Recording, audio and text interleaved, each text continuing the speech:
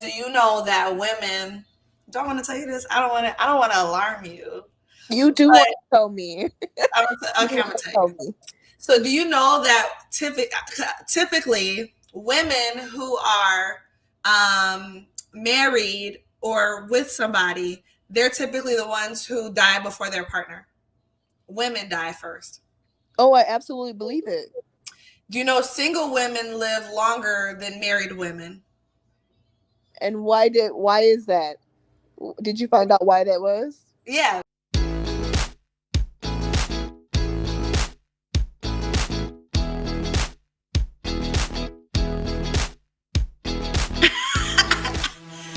Okay, y'all. Good day, good morning, good evening, good whatever it is. Um, Welcome, y'all. This is Good Bad Breakthrough Podcast. My name is Keena. And I'm Dreya. We got Dreya here. We got Jason Jason. Hey, Jason. behind the scenes. We got Asen in the back. We might hear him pop in and say a thing or two to us, but I think this is my first time like welcoming y'all in today. So welcome to the listeners and the viewers. Yes, welcome. This is episode 25. Andrew is he's not here today. He'll be back either 26 or 27. Yep. So y'all got me and Dreya today. So it's the Keena and Dreya show today. And so we're just gonna hop right in, okay? First of all, Dreya girl, what you been up to, girl? Tell us how you been. Tell us what you've been up to. Oh, not much is going on that's different.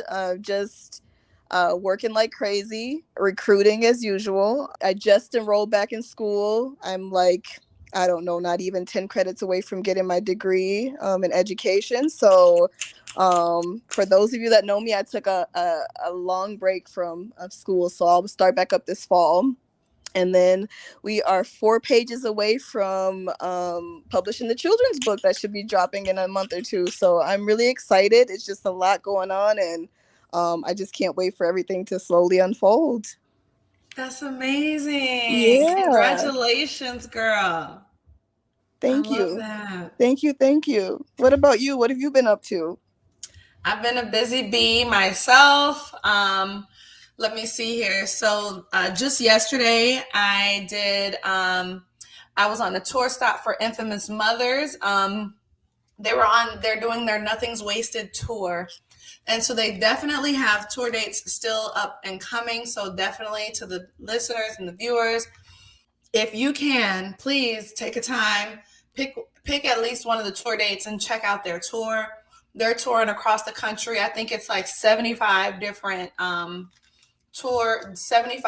stops that they're doing on their tour to just interview some phenomenal women on their Nothing's Wasted tour. So I'm so thankful and grateful and honored to have been one of their stops yesterday. So I was able to spend about an hour with with Mrs. Infamous Mother, Dr. Sagacious Livingston, who is the owner of the Infamous Mothers brand and company, and platform. So definitely check it out. She has her first book, Infamous Mothers, and then she has her second book, which is it's a journal. It's like a journal. It's called Covet. Look, and I was in the journal. I wrote in there. So I'm one of the she published one of my things. You got to read it. You got to get the book, okay? We'll put the link in the description box below. So yeah, girl. So okay, so Asen's birthday was last week. And I think the last time that you were like it was the Keena and Dreya spot. You were telling us about the book, and and then we were just talking about like the things that we got going on in life. So with finishing up the book, with Alicia graduating high school, with all the stuff going on in your job, like how are you adjusting? How are you handling that? I've just kind of been taking things one day at a time. And after listening to you guys' podcast last week, I know you guys are talking about self-care and just making sure that making sure that you make time to like rest and remove the world's access from you. I haven't been able to do that for myself, and so I've been practicing it day to day. Okay. some days are easier than others, but like right now I'm like, okay, where's your limit? How much longer can you do this? And are you okay asserting yourself and letting people know that like this is your limit for the day? And so that's what I've been working on. I don't have a consistent regimen. If you have any ideas, I am glad to take any of those on. Okay. Well, I mean, I think the other thing to add in the mix is like, of course, like you got Asen, and so you have a little baby, and of course, like he requires 24/7 attention and care because he's not just quite as independent yet, of course. The main thing I would encourage, of course, okay, I'll say this because I was just talking to, I had a conversation with a young mom today, and it was three things that I said. Number one was, she has a new baby and she was like, she feels like something is wrong with her. She got postpartum depression. That's what she said, not me. And I was like, okay, so number one, she found some resources for, going to get some mental health care. Like, I didn't know this. I'm gonna tell y'all, if the listeners are in Madison, like, you can go to like Mount Zion, and so they have like interim mental health care for if you're waiting to get in with an actual therapist. Okay. And then also there's this website, I think it's called like Black Girl Therapy. Okay. And I know that you're not necessarily talking about like, you're not like, okay, mental health is what I need, but I'm saying that because I think that that is a nice foundational step because, through therapy, talk therapy, you get to figure out like something that really works for you, and then you have those appointments, those check-ins that helps you to evaluate what's working, what's not working, or what you need to keep and what you need to not keep, right? So I think that's one thing. The second thing I said was movement. Yesterday when I was doing the interview with Infamous Mothers, I was talking to her about how important exercise has been in my regimen, how much exercise has played a role in my mental well-being and my mental health. And it replaced my antidepressants, my SSRIs. And I've been thinking about like how do I articulate this to somebody who is just feeling like not motivated to add something else to their schedule. Like I was like thinking about that like earlier today. I was driving and I was like, how can I put this into a framework for somebody so that they feel like, no, I gotta exercise. When I told the young lady, like, take a walk with the baby, just start taking the baby on a walk. Let that be the first thing. And I know that even that can be a lot sometimes. Like, when do I have time to go and take a walk? When do I have time to go to the gym? And I know that seems like a lot, but if I was to put it like in the terms of like, well, your life depends on it, or like your day depends on it, your productivity depends on it, your availability to be present later depends on you taking 15 to 60 minutes to take movement. You don't even have to necessarily take a walk outside. If the weather is cold, they have them indoor things, right? But do something. Like, movement is so important, not because of it's important for a lot of reasons, but most importantly for your brain, because it gives you the refresh that your brain needs to think clearly and to give you the energy, the good feelings like the endorphins, the serotonin. It helps to give you all of those good chemicals that helps you to be able to do the asserting that you want to do. You can be present with the baby. You can think. You start to feel those good feelings during the workout. Mm-hmm. What you gonna say, girl? You got something?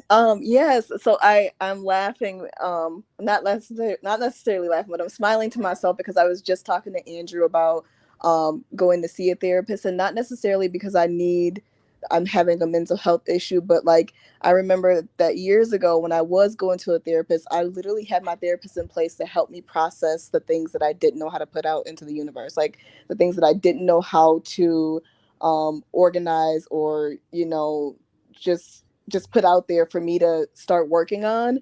And that's what Mm-hmm. she helped me with. And then the exercise, before I was put on a restriction when I was pregnant with baby, I used to exercise 3-4 days out of the week, and that's when I felt my best. That's when I was the happiest. That's when that, what do you call it? That it's like a the brain fog, like all of that was gone. Like I can think clearly. I was hyper aware. I was super organized, and I just took care of myself at that point. And right now I don't feel like I do that because I haven't exercised consistently in almost 2 years. I haven't seen a therapist in almost 2 years. And so that's something that I'd really like to get back to. I think that the next question, before we go any further, is like, what are the barriers that you are dealing with right now? That's like, and whether they seem big or small, because we can talk through them all. Look at big or small, talk. Yeah. But whether they seem big or small, like we can talk through them, and like because I'm sure that the listeners, especially the listeners who have young children, or the listeners who have gotten away from routines that felt like they kept them at their best, but they seem so out of reach. So what are some of the things that you would say is taking you, that gets in the way of you being able to access the therapy, to access the exercise, whether it's physical time or even mental, emotional, or thought? What's some of the things for you, bro? I will. I think I'd have to highlight that I spend most of my time catering to my family, right? And so, like, getting the boy into therapy and making sure that he attends all of those meetings. Sometimes I have to go sit in there just to make sure that he's there. Um, Alicia being carless, making sure she's to and from work. So sometimes I'm leaving my work to go, to go get her to where she has to go. Or sometimes I'm getting dropped off and then I'm stuck at work until Andrew gets off or until I decide to call a Lyft or an Uber or whoever to come and pick me up. And then we have my sister kind of nannying right now. Well, she is nannying, and so when I get home from work, I always have this time, like I'm like, this is the time I want to go to the gym. Well, then I find out that baby hasn't eaten with her all day. So now I have to get his lunch together, prepare him, nurse him, make sure he takes his nap, and then get to the gym or finish whatever we have to do. It's just a list of things between work and family that I'm not able to balance. And at one point I was able to do that, but I also had older kids, and so they were able to help out more. And I didn't have an ASIN. I didn't have an ASIN, waddling through the house. But I tend to put their needs before mine, and I realize that I'm borderline pouring from an empty cup. Mhm. Because by the time I'm finished with them, I'm ultimately just exhausted. And I'm trying to figure out how to be supportive to Andrew, like giving him time to work on all of these things that he's trying to do. And then when I'm like, okay, I'm gonna go to the gym, 30 minutes later, I'm passed out on the couch with baby, and I don't get up until it's time for work. And so it's mostly time and then putting others' needs before myself. Those are all very like valid things. Like I definitely, I don't want to at all like not acknowledge like how busy your schedule is and how many people that you Mm-hmm. have to care for and how much responsibility that you have, because you do, you know what I mean? And it is definitely like hard, to do all of those balancing, and your family really counts on you for so many things. And you said it right when you said, like, you can't pour from an empty cup, you're borderline empty. And I know that many people know how that is, and then still do that, right? And I want you, let me give you this statistic. Do you know that women, don't want to tell you this, I don't want to alarm you, You do but want to tell me. You do okay, I'm want gonna to tell you. tell me. So, do you know that typically women who are married or with somebody, they're typically the ones who die before their partner. Women die first. Oh, I absolutely believe it. Do you know single women live longer than married women? And why is that? Did you find out why that was? Yeah, but I want to know what you think. No, I want you to share it with me because I have Okay. ideas, but yeah, go ahead. And we're speaking in terms of cis het situations, okay? I don't know what statistics are for non cis het situations. So we're talking about cisgender heterosexual situations. Uh, in those cases, you know how they say behind every strong man, there is a strong woman. There's a woman who is running the operations in the background so that the man can go out there and be his greatest. You know Mm-hmm. what I mean? Yeah. And why is that? It doesn't have to be like that, but historically, women are conditioned. We are trained to give and give and give until we have nothing left. We are trained to run ourselves into the ground. We have held being a superwoman on a pedestal when we witness, like we witness women being superwomen, we're really witnessing trauma. We're Yeah. witnessing women traumatize themselves and deplete themselves, and then that becomes our aspiration. Yeah. We don't have it necessarily examples like how many examples do you have of a superwoman taking care of herself? No, you see examples of superwoman doing, being available for everybody and everything and not Mm-hmm. having boundaries. Did you see superwoman ever have boundaries No. or have like her quiet time? They never show that. Nope. They just show women serving and pouring and giving. And that is what has been instilled in us through like propaganda, through Western culture and society. And it's throughout other cultures and societies too. And look at where is a culture where you see women really, a culture where you see women thriving.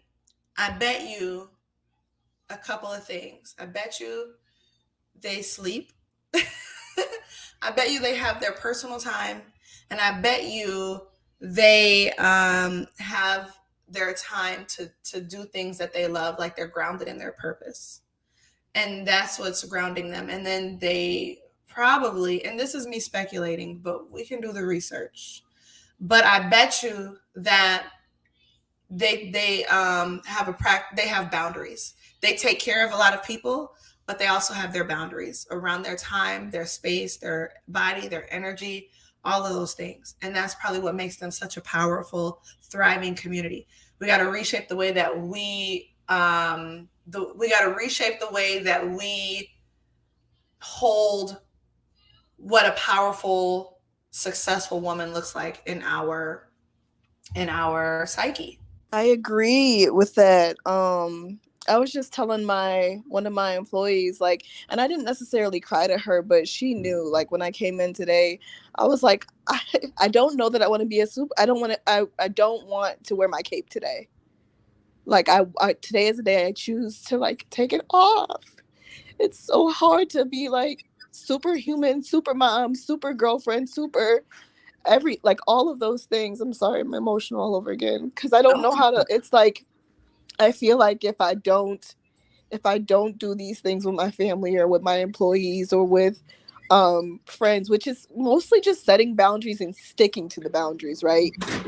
Because I can set them and I can set them all day long, but the my problem is committing to the boundary, just knowing like, hey, this is what I've asked for, this is what I'm telling you, you cannot cross this boundary. Once they cross it, I'm like, okay, like I have difficulty sticking to it. And so yeah, today I just told her I didn't want to wear my cape today. I wanted to be human. I wanted to feel, I wanted to breathe, I wanted to rest. um and I wanted to be imperfect. Like I didn't want to have to come home to clean, to cook for everybody, to give baby a bath, to give myself a shower, to do work when the baby's sleeping. Get to bed at midnight and get back up to do it all over again at 4:45 when it's time to say bye to baby and go back to work. Like I wanted to be capeless today. and and you know what, and you deserve that. Yeah. You deserve that, and I have to tell you that you deserve it, because whatever the guilt is that makes you not stick to your boundary, I think it's probably kind of a narrative that says, well, I deserve this, but they deserve something more. Yeah. Whatever it is for you, it's like, yeah, I know I need this, but they need me more. And you're not serving anybody if you're not going to serve yourself, and you have to. And you have to know, it really is a self-worth thing where you have to know what that means. When I tell you that you deserve it, I need you to know what that means. When it's like you deserve it, what do you deserve?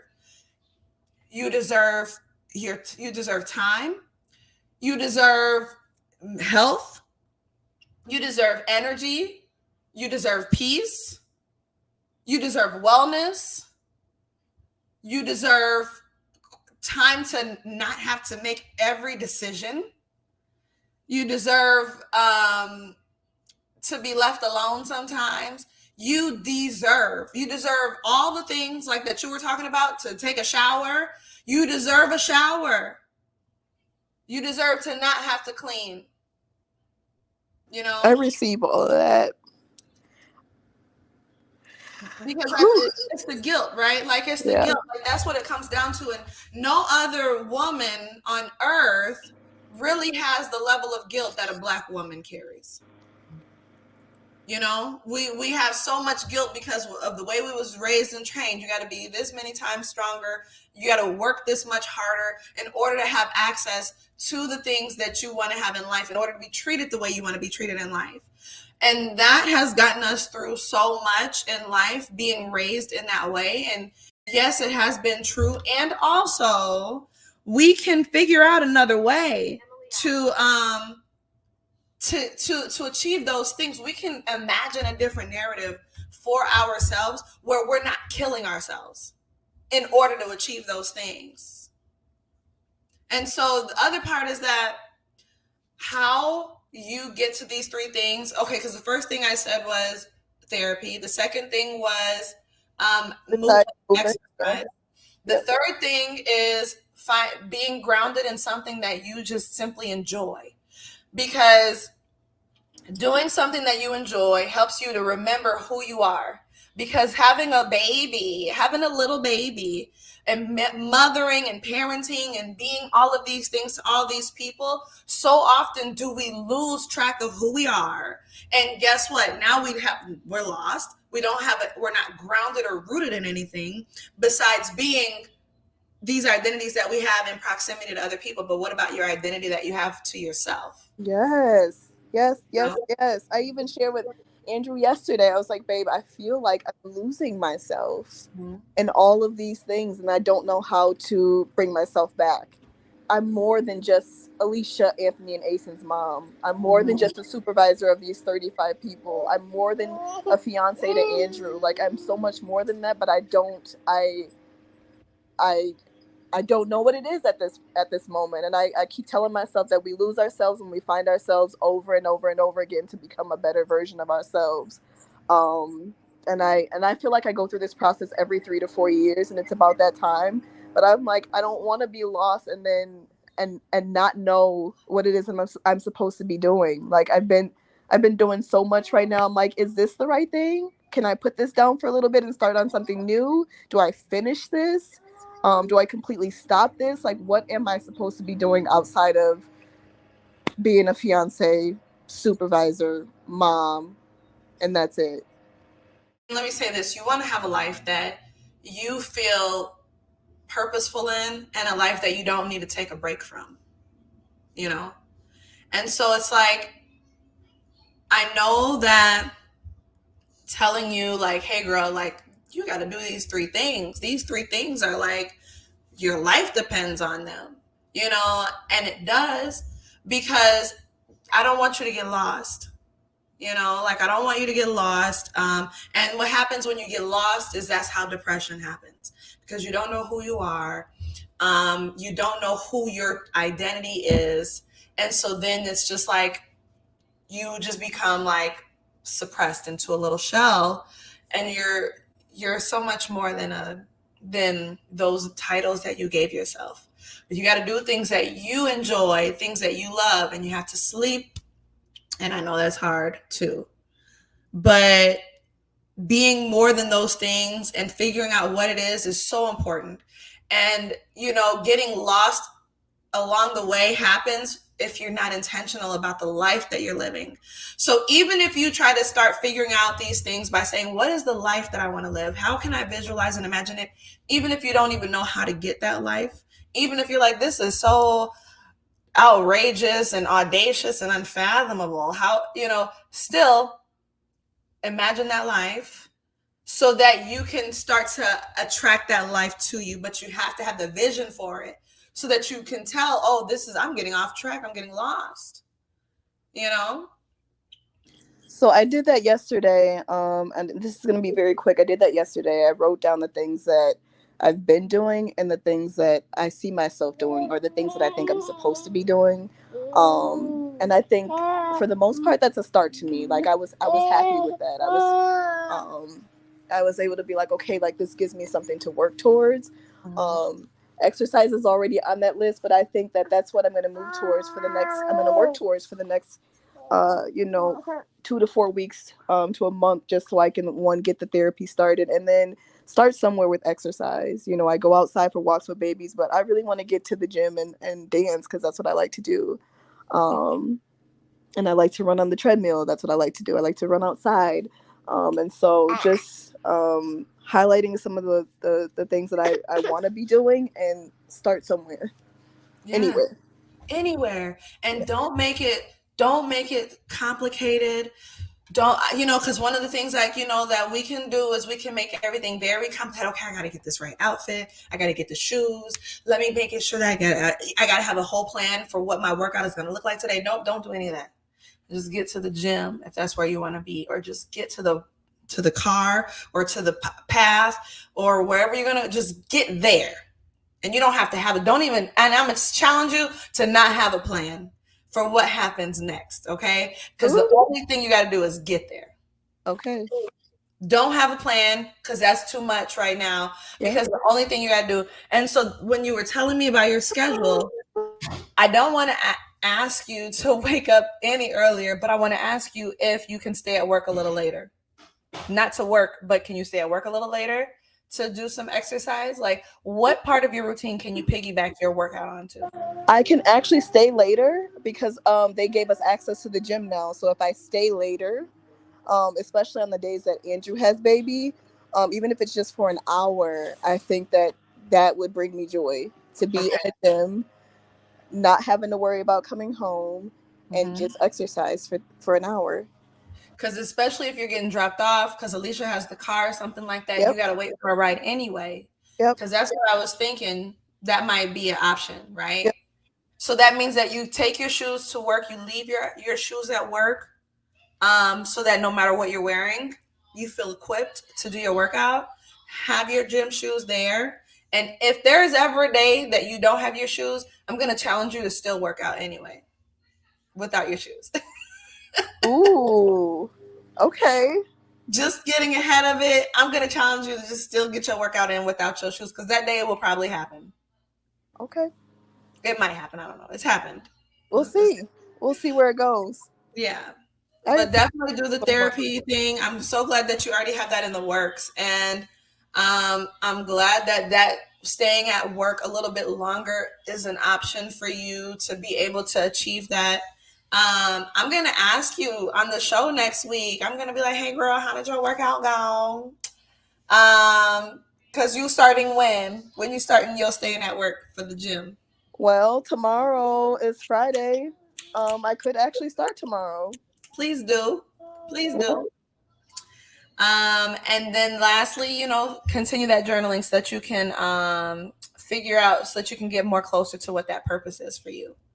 Okay, the sleep, I know it's a struggle.